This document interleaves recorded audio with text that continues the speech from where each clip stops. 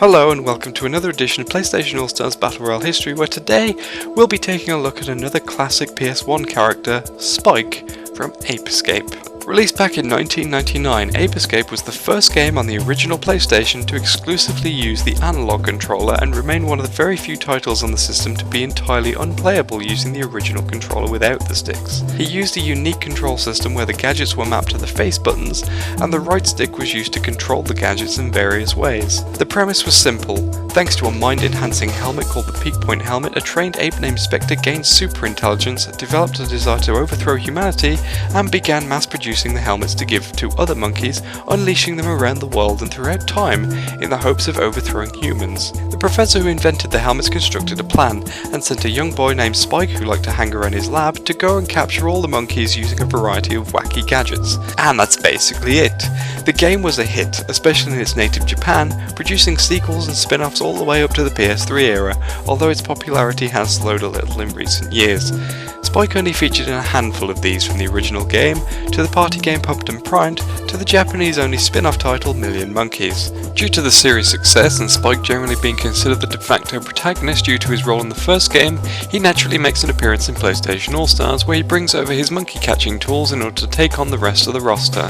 So let's take a closer look at what those tools were. Spike's primary weapon against monkeys in Ape Escape was the Stun Club, which looked like a lightsaber but was more like a police club in its execution. You could swing the club by pushing the right analog stick in the appropriate direction, or you could spin it in a circle by rotating the stick. The Stun Club was used first and foremost to take down any non-monkey enemies that got in your way, which could be done by swinging the club at them or catching them in the spin move. When it came to monkeys themselves, the club was only really used to knock them down temporarily, allowing you to capture them. As the series progressed, the Stun Club got more elaborate. In Million Monkeys, the range of moves Spike could perform with it increased, with the spin becoming faster and becoming aerial. A dash move and a slam move were added, and you could combo a little more. In multiplayer battles, you can even dual wield Stun Clubs because there's no kill like Overkill apparently. All of this is the basis for Spike's square moves in PlayStation All-Stars. Using dual stun clubs just like the Million Monkeys multiplayer, Spike can perform a variety of moves including the dash move and the slam move straight from Million Monkeys, a basic combo that's clearly evolved from the basic whack, and a whirlwind move that evolved from the basic spin. I'm not entirely sure about the sweep move since I couldn't find it in the footage I used for this video, so it may be an original move to PlayStation All-Stars. Of course, the central premise of Ape Escape was to catch monkeys, but you had to find them first. Thankfully, the professor had an app for that. Spike! A new gadget is completed! This is a monkey radar that will help you in finding monkeys. The monkey radar was a radar for finding monkeys. I know that sounds obvious, but bear with me. By spinning the radar with the right stick, you set the radar beeping. The closer you were to a monkey, the more the radar would beep and flash red. It was a pretty simple device, but very useful, especially when aiming for 100% completion. Another ability of the monkey radar was to give information about the monkeys. By pressing the camera button when the radar flashed, the game would switch to an information screen about the monkey you were detecting, giving you a brief background to that monkey. Every monkey in the game had a unique name and personality, and there were various different types, ranging from the passive, timid ones to the aggressive, tooled up ones that like to shoot you in the face with rockets. This radar info screen helped to determine which kind you were up against. Whenever you approached monkeys in Ape Escape, they would try and defend themselves. This ranged from simply running away at great speed, dropping bananas as they ran slowly away to make it harder for Spike to follow, shooting Spike with guns and rockets, and performing a simple flailing punch combo, with some monkeys being particularly strong with this attack. The types of monkeys increased in the anime based on the series and in Million Monkeys with the introduction of the Peepotrons, advanced monkeys of higher intelligence and strength. One of these was the Peepotron G, a hulking gorilla that punched and slammed its way around and was fought as a boss in Million Monkeys. Why is all this relevant? Well, in PlayStation All-Stars, Spike can use the monkey radar, only now instead of finding monkeys, it summons them into battle to support Spike. There are three types of monkey. One will dash forward, charging into opponents, most likely a reference to the monkeys that perform the flailing punch combo, since they often charge towards Spike while doing this. The second type of monkey chucks bananas about, just like the monkeys who do the same in Ape Escape. The third is the powerful Peepotron G, who packs a bigger punch than the other monkeys. Sometimes monkeys would be far away or in places that required you to press switches in awkward places. Easiest way to solve this was with the Slingshot, which was a device designed to shoot pellets, and you already know what a slingshot is, don't you? It was a useful weapon that was good for hitting far off switches and taking down flying enemies, including monkeys in UFOs. Don't Ask. You could aim the slingshot by rotating Spike with the slingshot primed, or you could aim in first person view for a more direct attempt. The slingshot is part of Spike's moveset in PlayStation All-Stars, although now Spike only fires it diagonally upwards, and it's no longer aimable. Which is a shame, really. Spike! A new gadget is completed! This is a dash hoop. You'll run faster by rotating it. Yes, you do. The dash hoop, also known as the hula hoop, was basically a typical hula hoop that Spike could spin around himself. Of course, this being Ape Escape, it was a special hula hoop that when spun would start spinning really fast, acting as a shield and somehow allowing Spike to run extra fast. When running extra fast, Spike could whack into enemies and monkeys to cause damage or to stun. It was a little tough to control, but it was fairly handy. The hula hoop turns up in PlayStation All-Stars, where it's not the most useful move. Its use here is to mash the circle button to spin the hoop, which eventually will cause Spike to dash forward. It's such a slow move, it's not clear what purpose it serves, but there it is. When you managed to get to the end of Ape Escape, you could unlock a new gadget that allowed you to push towards 100% completion. This was the Magic Punch. This gadget was basically a big old cartoony boxing glove on a spring. Its purpose? Smashing stuff. The Magic Punch was a very powerful weapon that did a lot more damage than the Stun Club, and was capable of breaking certain walls and other impenetrable places. It was pretty awesome, which is why you had to work to get it. The Magic Punch appears in PlayStation All-Stars, where it's a chargeable, heavy-hitting move capable of stunning opponents. Of course, it can take a while to charge up, but it's pretty cool nonetheless. In Ape Escape 2, Spike wasn't the primary playable character, but he was unlockable if you completed the game 100%. One gadget introduced in this was the Bananarang, which was, well, a banana boomerang. But it wasn't quite what you'd think. Instead of just being a normal boomerang, this could be sent out to distract monkeys. As well as looking like a banana, it was also possible to make it smell like one too, which would attract the attention of nearby monkeys who would wander over to get the tasty banana, distracting them enough for you to nab them. Bananarang appears in PlayStation All-Stars, and here it's basically just a normal boomerang with no magical hypnotic banana smell emitters to distract fighters. In Million Monkeys there was a multiplayer mode which allowed you to go up against other players in a combat-heavy battle.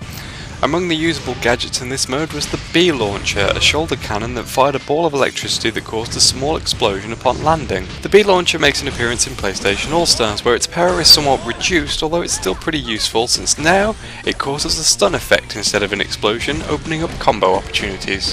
One gadget in Spike's moveset with less clear origins is the controllable laser.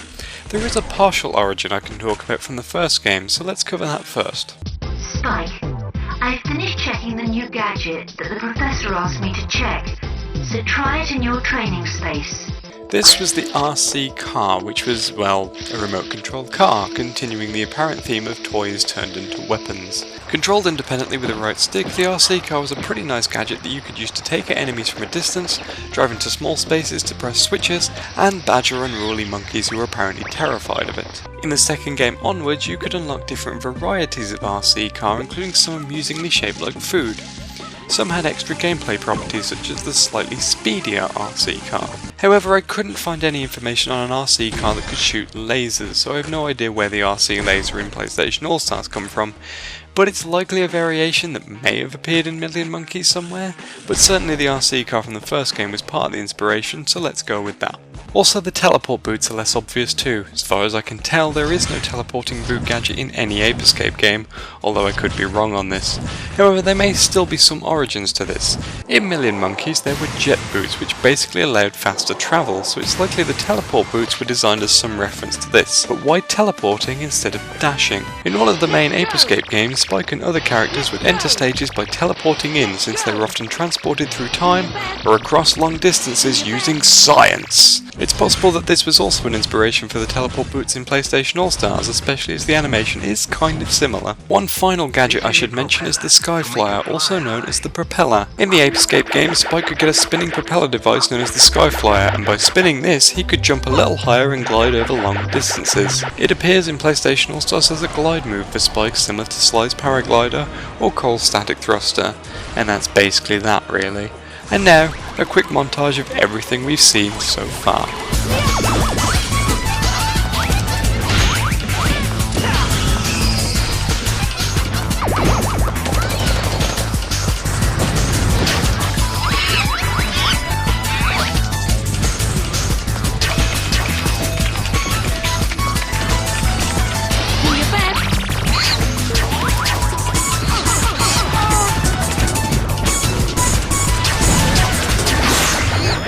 Level 1! So we've talked a lot about various gadgets that Spike used to help him catch monkeys, but what of the single gadget that did the actual catching? Enter the monkey net, aka the time net, which looked a lot like a very basic butterfly net, but this net was special. It was an interdimensional net that could teleport anything it caught. Spike received this net at the very beginning of Ape Escape since it was the most important tool he needed in his fight against the monkey scourge. Every time you cornered a monkey, knocked a monkey down, or otherwise got up close and personal with one of the cheeky apes, you could then swing this net down onto them and seal them in the Forbidden Zone forever. Or rather, teleport them to the Professor's lab for safekeeping. One or the other. The monkey net was a finishing move, since the nature of Ape Escape's design was that most levels would only end once you caught a requisite number of monkeys, with the last capture causing the game to switch to the stage cleared celebration. Because of this, it's pretty reasonable that the monkey net would be a super for Spike in PlayStation All-Stars. Why this is deemed a super kill move I don't know, since all Spike is really doing is teleporting PlayStation characters to the Professor, and most likely confusing him, but there you go. Level 2! One of the things that enhanced the action-based gameplay of Million Monkeys was the use of special moves, which required the use of a power bar that gradually filled as you defeated monkeys and other enemies. These special moves were generally much more powerful moves that caused a lot of damage. One notable special move was a move where Spike swung his stun club incredibly fast, generating a shockwave that travelled over a long distance. This special move is also a super for Spike in PlayStation All-Stars, which certainly makes a lot of sense. In its original form you had to build per super meter before you could unleash it, so why not apply that to All-Stars? The shockwave this time is a little more aerial than on the ground, but the principle remains basically the same. Level 3! Finally, another special move Spike could perform in Million Monkeys was basically overkill and an abuse of scientific research. In this move, Spike called for a laser gun to pop out of the ground somewhere in Tokyo, shoot a laser into space where it bounced off a satellite, amplifying it and sending it back down to Earth where it would hit Spike's opponent and cause a lot of damage. It required an awful lot of time building up the power meter, so it stands to reason that the same would apply by turning it into Spike's level 3 super. This is a cutscene based super, so it's an instant kill against all of Spike's opponents, but it's rather faithful to the source material, which is pretty awesome. Before we go, I should probably talk about the victory celebrations that ended levels in the Ape Escape series. In the first game, Spike would celebrate by jumping up and down, while in Million Monkeys he would spin around while jumping. These appear to be the inspirations for two of Spike's outros in PlayStation All-Stars. In addition, this music... Well done! may be the possible inspiration for this, although it isn't an exact match. And that's Spike. Hope you've enjoyed this video, and I'll see you next time with another stage. Stay tuned.